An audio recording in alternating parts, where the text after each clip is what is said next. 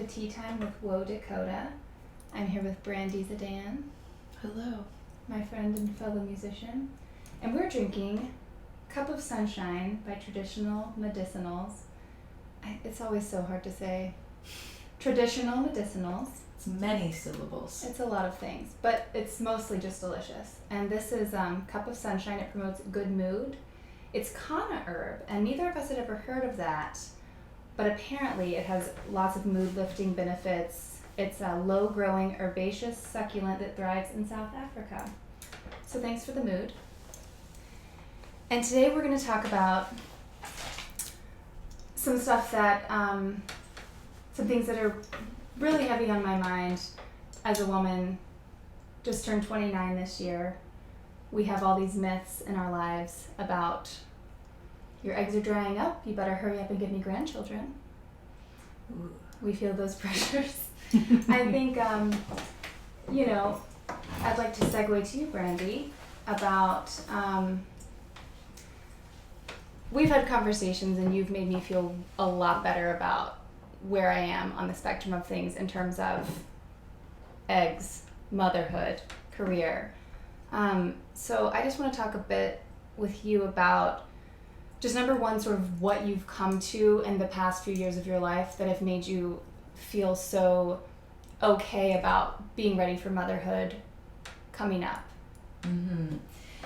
Well, I remember a couple of years ago not feeling ready and feeling in a place where I felt, oh man, my career is not at a place where I can bring a child into this world. How am I going to keep building my career if I have a child? All of those questions. Will my career even exist if I have a child? When I met my husband, he's kind of been convincing me since we met that it doesn't matter about where our careers are at. It matters about if we're ready to be parents and if we feel that inside of ourselves. And I remember him saying to me, well, you had no problem signing a 6-year publishing deal, but you can't decide whether you might or might not want to have a child in 6 years, or I think it was even less we were talking about. And I started to think, wow, I could, if I keep waiting till a career is in the right place, because I don't think it ever is. Because even if it is in a certain place, we always want more. It's always the next thing. Mm-hmm. It's always what can we, the next record, the next this, the next that. So I just kind of decided to deprogram all of that thinking in the past year. Yeah. And it took a lot of time. It also took meeting a child that was definitely a huge part to this process of, I think it was 2018. Most of 2018, when I was off tour, I would watch this little girl named Sally, and she opened up my mind and made me feel like, okay, I do want to be a mom, and I will be a mom. I think also it does depend on if you have seen examples of people that look like you and do what you do, doing it. Mm-hmm. And I've been fortunate enough in my career to have toured with mothers. This was maybe about 6 years ago. I played guitar in a band called the Trishas in Texas, and 2 of the members were moms, and we had sometimes 2 to 3 babies on the road at one time. And I mean, that's just it. If you never see it and never have seen it work, then how are you going to know that it can? Yeah. So, and we're seeing way more moms sort of not secretly be moms, I guess I'm trying to say, like musicians that are moms publicly taking their babies on the road and talking about it. Documenting it, right. Yeah, and saying, hey, this is something we're going to do, and it's okay. And kids are so easily adaptable in the beginning, Yeah. And if their needs are met, then take them along. And I'm lucky enough to have a great husband that is going to we're gonna figure it out and figure out touring, and I don't know how that looks right now, but just to know that it will work. But there's of course always the fears of, I remember trying to deprogram those thoughts that were there of, well, are certain people going to want to work with me because I have a kid? Am I going to be able to find the right team members? And those thoughts, are crazy to think that we even have that in our brain, that those thoughts even come into our mind. They don't come into a mind of a man. You can't put your life on hold for a career. I think a career has to be a part of life. And if you're not living, what are you going to write about? Yeah. It didn't occur to me until I was on the way here how often I say, this non-traditional career I've chosen. This non-traditional. Mm-hmm. And what I'm saying is, it doesn't look like anything I've ever seen before. My parents, none of my friends' parents growing up, no one I knew pursued a career in music or the arts in general. And so I think that what I've noticed in what you're saying is, the more we can showcase being parents on the road, being mothers on the road, and seeing that it is workable, and it's not, your child's life isn't doomed to failure because you pursued the thing that makes you most happy. Ultimately, I feel like I'll be a better mom if I do the thing that I love. I don't want to teach my kid by proxy, listen, who cares what you care about? You gotta go make that cash, sister. When you would be typically doing your work is at night, on tour, not at home. Like this big fear that, oh God, what if I become a mom and I'm never there for bath time? You know what I mean? Neither of us are moms, by the way. Real questions, though, that you start to ask yourself, that any female will ask themselves in their 30s. Can I tell you what just happened? I did quick math. How old am I? How old is she? She doesn't have a kid yet. Okay, cool. I don't have to have a kid yet either. I'm still fine. So you had an experience recently that you shared on social media. I remember reading it and feeling so grateful that you were willing to share and be as vulnerable as you were. So I'd like to talk about that, if that's okay. Yes, let's talk about it, because we need to talk about this stuff a lot. Everybody does. Yeah. So with my first pregnancy, I had what is called a missed miscarriage, and at about 8 weeks, I had some pain. I had a really couple of bad days, and I called the midwife, and she wanted to schedule an ultrasound, and the ultrasound results were that there was no heartbeat, and it was a missed miscarriage where the tiny little baby had died maybe a week or so earlier, and I was given the choice to either let a natural miscarriage happen or take a pill which forces an abortion. And when you're in that position, when you just have that kind of news and it's your first pregnancy, obviously the grief is crazy and it's all new territory. I wanted to get things taken care of as soon as possible. I also had a tour the next week, and I didn't really want to be having a miscarriage the week later when I was on the road in some crazy hotel, and et cetera, et cetera. So that experience of taking that pill, which is prescribed, I think, half the time for women that want to have abortions as a choice, it was the most painful experience of my life. It's basically like you're in labor and you pass everything. And that experience kind of just opened up, because I had never had an abortion in my life. But the choice and the pain and the aftermath, it just made me think about not just women who are having pregnancies by choice, but the ones that are having accidents and they are choosing to have an abortion, it's heavy for everyone. Nobody's deciding to do this with a light heart. And what else made me so surprised and angry at the world was, okay, so you find out you're pregnant. You have so much, you're overjoyed about it, but don't tell anybody.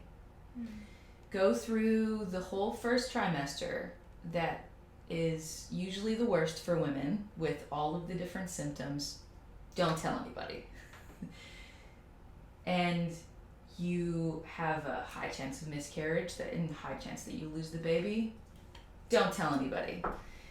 And I just think it's insane, especially where we're at right now with, well, or where we're not at with women's rights and what's going on. But I just think it's crazy, the way women's reproductive systems have been treated throughout the whole span of time. It's awful. I mean, it's this beautiful cycle and life-giving force we have, that becomes in tune with the moon cycles, and we hold all of this power, but we're just taught to be silent about it and to be silent in our pain with it each month and throughout these experiences we have. There's sort of a buildup of shame. Absolutely. And I just got angry. I just thought, well, also, I will say that up until this experience, I did not know that so many people within my own community have also had miscarriages. I did not know that they were so common. I did not know that first pregnancies, it's so common with all of these things. And of course, you're not going to know that necessarily when you're not informed or interested in finding out the facts of becoming a mom. But I just thought how I could have been so better prepared for this if this is something we talk about freely. I just can't buy into being silent about going through something so huge. And when I do become pregnant again, I know that, of course, there's so much fear involved with it when you have had a miscarriage. But I'm not going to not be excited in the beginning, and I'm not going to keep things a secret amongst my community of people, because you want to of course, this is the world we exist in. We want to share all of the good things, but I want to share if something goes wrong too, within it all, and then have the support from my community to be there. And yeah, it was it made me think a lot of things, and it opened me up in a different way, and it made me sort of figure out things about myself and just about the world in general, and how really we are treated on certain fundamental levels when it comes down to these things that make us who we are. Yeah. Can you talk a bit about what that experience was like with your relationship with your husband? Because I think there's this myth that women are the only ones having to shoulder those heavy things that happen to us. So I'd love to hear sort of what that was like for him and for you both as a couple. Well, simply put, he is the best husband ever, and I couldn't ask for a more supportive partner throughout that whole thing. It's so different for a man because, and I've heard this going through the experience it doesn't really become real for them until they see a heartbeat or hear a heartbeat when they're at an ultrasound, because it's of course not in their body, and that's sort of the time when there's this sort of, oh wow, okay, it's living, it's there, Yeah. it's a thing, I see it, you know, like you can see it, it's not just in the imagination or whatever it is. So and that didn't happen the first time around. Not to say that he didn't think it was any less real, but he was there for me for the whole process of taking the pill and having the miscarriage, and I mean, he was just at my side and was incredible, and I know it was painful for him too. I don't think the grieving is as much when it happens so early on with the man, but I don't know. Maybe it is. I think it opened up a lot of dialogue between the two of us that we'd never had before, just about like souls and spirits and God, and that was a beautiful thing. Yeah. Yeah. But again, I mean, I couldn't ask for a better partner through it all. Yeah. Mm-hmm. So, something else I've wanted to touch a bit more on in tea time chats is this idea of soul, God, the divine, and how, you know, through art, through creativity, those of us that pursue this for a living either do or maybe don't connect to that. Mm-hmm. Whether or not you believe in it, which it sounds like you do. Do you think that experience, did that open you up to more faith and belief? Or do you feel like there were parts of you that were very angry? I think that it just reaffirmed what I already had been thinking. I subscribe to a very kind of a lot of what is based in Native American spirituality, where it is a creator, a great spirit that is sort of unnamed. I mean, I don't even like to name whatever it is. I just don't think that we can know. But I didn't have any anger, because I had a new friend that came into my life. When she met me, she said she felt a really strong spirit that wanted to come. She did not know that we actually were wanting to try to have a baby, and that's what she felt around us, was this strong spirit that wanted to come. So when I got pregnant and when I had the miscarriage, I thought, okay, so this spirit, this strong little spirit that wanted to come, I don't think that he or she went away when I had this miscarriage. I think he or she went, wherever it is, went away to then come back at some point. Like the little tiny body of cells wasn't strong enough for this spirit, so they went back, and he or she will come again. And I really love that idea. I love that too. I love that, and I think it's beautiful, and I just don't think that they go away, you know. So they knew that the body wasn't strong enough for them. So they're like, okay, we'll wait till the next time. So that's sort of a beautiful thing, a beautiful idea that came up with this, and I believe it. I do, and I think that strong little spirit's gonna come back real soon. Really soon, sooner than we think. I chose to channel these feelings, and I got many songs out of the experience that will probably appear on a next record, and I am so damn grateful for that. Yeah, and you get to do the work to maybe help another woman who has gone through something or will go through something similar, and because you exposed that and didn't hide in shame behind that experience, she's going to get to have a much more comfortable Exactly. transition throughout all of that. Exactly.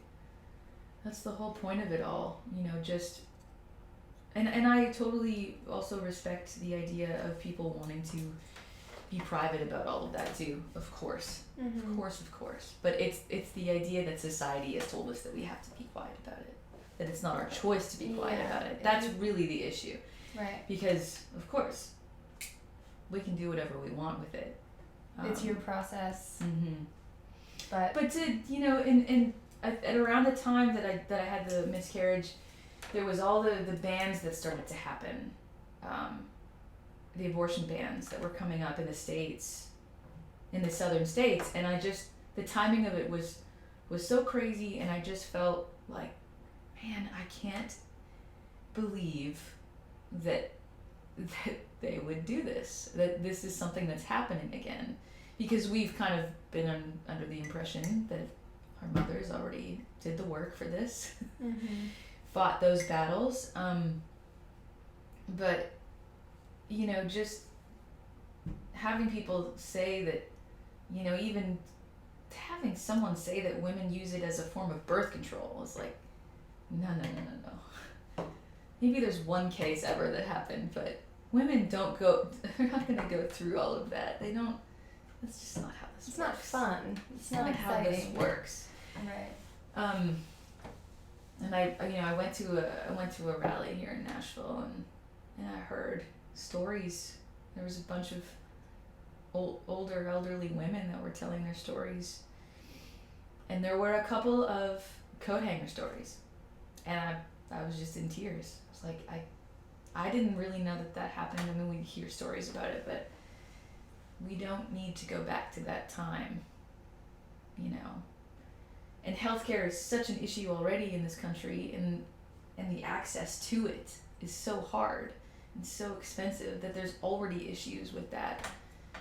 Just, yeah, gotta take care of our women. Right now, in the music industry, we're kind of told as artists to just have continuous output and continuously be doing something, and you can't sustain that.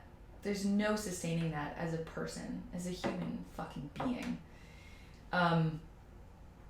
But still, so many subscribe to this all the time. I'm sure you see that. Mm-hmm. And I know that because that exists, we just like are inundated with our own feelings of inadequacy when we see like someone who's posted a whole like, you know, whatever tour, big long like 20-day tour. I'm like, fuck, like I should be on tour as well. I should be doing that. Yep. Like what you know, this, like what's next, blah blah blah. So I kind of just decided like, fuck all of that. There's seasons to us as people and as artists, and we can't continuously be on the road for our whole fucking life. I've done that for a really long time, and I've not consciously taken a break for maybe 10 years. But I'm taking about like 5 months off of actual touring. And taking a break from touring does not mean that I'm taking a break from anything else. Just like, I was starting to really hate it. I didn't want to be out there. I was just hating the process. And I think audience members can see that. And you want to like really take note of that when it happens, so you can I also just think honor it. Right. Honor the time. And I think when you're a creative person, there's the pressure to be constantly producing, constantly be working. But what I've found is if I don't give myself space and just stillness for sometimes like a whole day, otherwise I don't have anything to give to the next record, to the next batch of songs. Totally. Doing things that you want to be doing, not just to do them to do them. Mm-hmm. To prove to someone somewhere that you're doing them so they'll throw you a bone. It comes across as inauthentic ultimately, and what's so funny, this is something I want to talk about. I had a conversation with someone last week, and I was talking about the idea of burnout and how you know, I chose this career. Why is it that my day-to-day tasks feel more like obligations often than they feel like things I get to do? And the thing that he said is, there's a way I'm showing up in the world that is coming across as inauthentic, because how I'm showing up is saying, listen guys, I know I'm not that great, but here you go. And what I see mirrored is actually people that are saying, hey, you're really awesome, like you've got this, go, go, go. He's like, what you're not seeing is that you're the one being inauthentic. You're afraid it's inauthentic to think you're great. But the truth is, the inauthenticity comes when you don't recognize that you already have everything you need. You already are that thing that you're striving to become. That's perfect. Right? Like, smart guy. And we're constantly just scraping for more and more, and oh, let me prove myself so that I can be doing what this person's doing, this person's doing. This is my big issue with social media, and I'm like, I'm working through developing my personal relationship with it. I feel like in the future, our kids are gonna have like social media therapy classes where they figure out like how to operate within that world. Like the comparing of careers, and that is never a positive thing to do, because there are no two careers alike. There's no two stories alike with how this all happens. And especially if you're creating something that is your own thing and your own brand of music, it's not going to look the same as someone else. So you have to just kind of accept, like, and just really tune into like your own intuition about things. I have a few questions for the spill the tea moment. Wonderful. Don't look. You have to answer. I almost did. You have to answer as quickly as possible. This is our first time doing spill the tea. Okay. Okay. Question 1. What is your longest standing negative emotional pattern? Something that you're working on, but that you keep coming up to. Probably. Oh man, there's so many. I know. It's a pretty meaty question. There's so many. Let's see. I think. Oh man, I think it's really that the idea that I already have all the pieces I need in myself to be the creative person I want to be. I have all of it. Basically feelings of inadequacy. You know, that you need someone else's validation, or not even that, honestly, because I don't show work to anyone ever. Yeah. It's just within myself. It's the negative talk. It's that. Yeah. That obviously all sorts of things like meditation help. But yeah, let's go with that today. A dream you have for yourself that you've ever felt afraid to admit. That that dream of being a mother and a musician was really the hardest thing to admit. That I wanted both of those, and that we can have both of those. We can. Yeah, the jig is up, guys. It works out. We can do it. Biggest lie you've bought into about having a career in music. The idea of having to be putting things out all the time and being constantly relevant and having product and dates and this and that. It's not fucking real. The music industry people are to blame for that. Announcement. It's not really us that are to blame. No, it's them that are asking all the time. So what do you have going on next? So what's coming up? We all know that question, and we fucking hate it. Stop asking us. The thing at the end of the day is that if you can stand by all of your work that you've done, and you can go to sleep with that feeling of pride with your work, that's the fucking greatest thing there is. And that is what I go to sleep with every night, every day. And maybe my career would be bigger if, I compromised some things, but But I'm not gonna do that.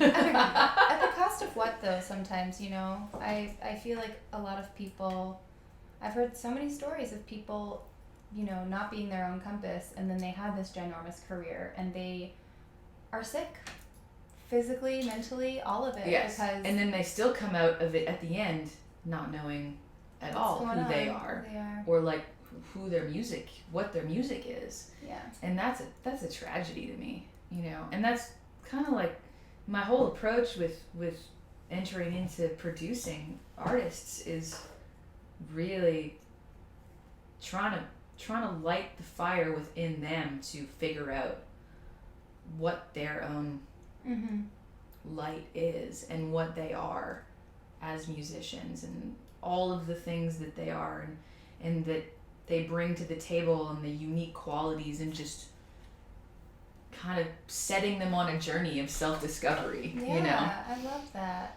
Absolutely. Yeah. Describe a time when you almost gave up. This is going to sound really really arrogant, but I never have had that moment. There's those days on the road where you feel like, why are you doing this?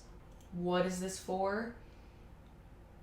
But it's never gotten to the point of, because I'll be honest with you, I've been fucking, ever since I could breathe, I've been singing. So I've not really known anything else but this. And even as a teenager, yeah, it's just been so weaved into every part of my life for as long as I know. And I've kind of made my living this way since I was, 19 or 20. So it's been a curse a little bit too. But luckily I've had enough self-awareness at times to, when those times come up when you're asking those questions, is when you need to take a step back. Yeah. Give yourself a breather. Yes. Because something's not working. Exactly. And you can't keep doing the same thing expecting a different outcome. That's the definition of insanity. I think that there's death and rebirth within all of this, and it's a cycle with your love of music and your career, your creativity, all the different kinds of things within our lives. And one thing dies, another thing comes alive, and you have to figure out what it looks like and how to love that. Thank you so much for chatting with me. You are so welcome. Brandy Zdan. Check out her album Secrecy, Spotify, iTunes, all the things. This is Tea Time with Dakota. You got really hurt.